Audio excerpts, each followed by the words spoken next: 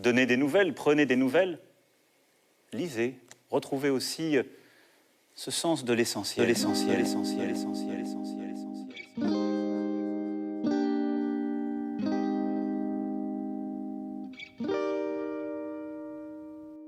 Dimanche 5 avril, 20e jour de confinement. Pour moi, ça ne change pas grand-chose. Mon mari est médecin de campagne. Il ne sait déjà pas soigner un valgus. Alors le coronavirus... Enfin, il est quand même bien occupé en ce moment. Il me laisse davantage tranquille. Et maintenant, j'ai une excuse pour refuser qu'il me tripote sans cesse. Moi, je sors très peu. Un peu comme avant. À Yonville, il y avait déjà plus de commerce. J'ai relu aujourd'hui un texte écrit au XVIe siècle à la demande du sultan Sélim Ier. Il s'agit d'un recueil de méditations poétiques, de recettes aphrodisiaques et autres précurseurs du Viagra, de contes et récits, de conseils, dans le but de redonner de la vigueur aux chefs d'État musulmans devenus impuissants.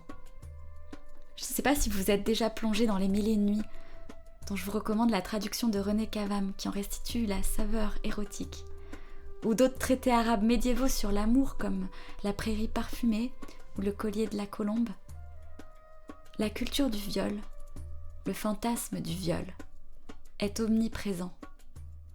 Hommes violeurs, femmes violeuses, hommes entre eux, femmes entre elles, chantage sexuel, travestissement, séquestration, tous les moyens sont bons. Comme si dans ce monde de limites, dans le confinement du harem, dans le confinement des sexes, la sexualité ne devait en connaître aucune de limite. Si la femme a son ouïe qui frémit, son cousse qui la brûle, et qu'elle désire vous conjoindre, tant mieux. Dans le cas contraire, la tâche en sera simplement plus ardue. Dans l'extrait que je vais lire, Ahmed Ibn Suleiman donne des conseils pour ceux qui ont l'habitude de ramper la nuit afin de profiter des femmes endormies à leur insu.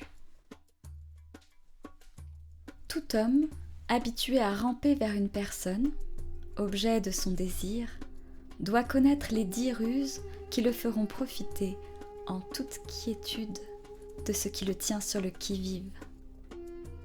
La première est la suivante. L'homme doit avoir 2 cailloux en sa possession. Il lancera le premier contre le plafond, attendra un petit moment avant de lancer le second. S'il n'y a pas de réaction, c'est évident. Ceux qui pourraient venir l'importuner dorment. La réalisation du but envisagé ne doit souffrir aucun délai. La seconde. L'homme doit veiller à avoir sous la langue quelque objet qui le fera saliver. Ramper est une opération délicate qui dessèche la bouche, et la salive est bien utile à tout rampeur. La troisième. Dans sa pérégrination rampante, l'homme doit veiller à avoir sous la main un oreiller.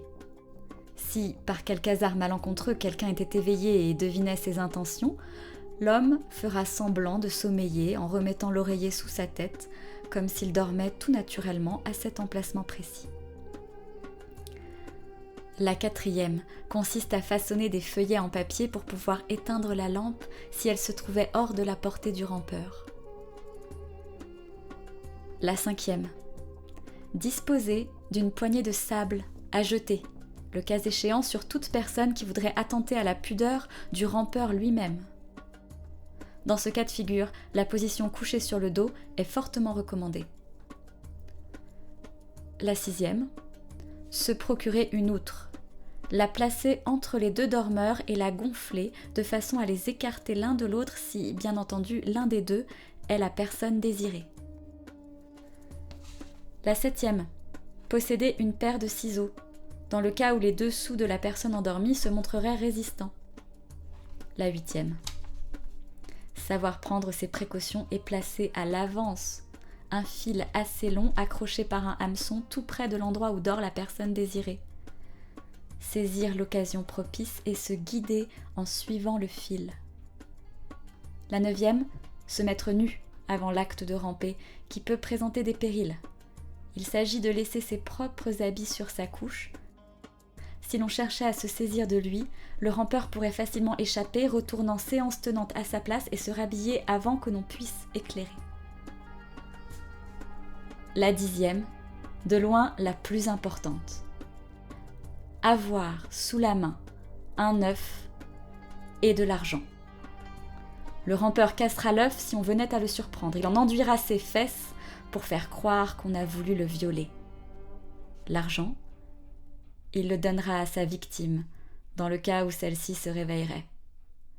Ce subterfuge est plus efficace que tous les autres réunis.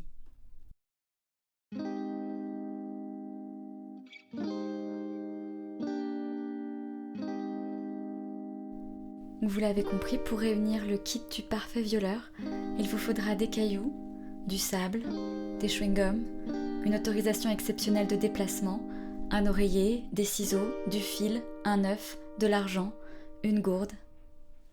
Ou juste ne pas écouter votre femme quand elle vous dit non.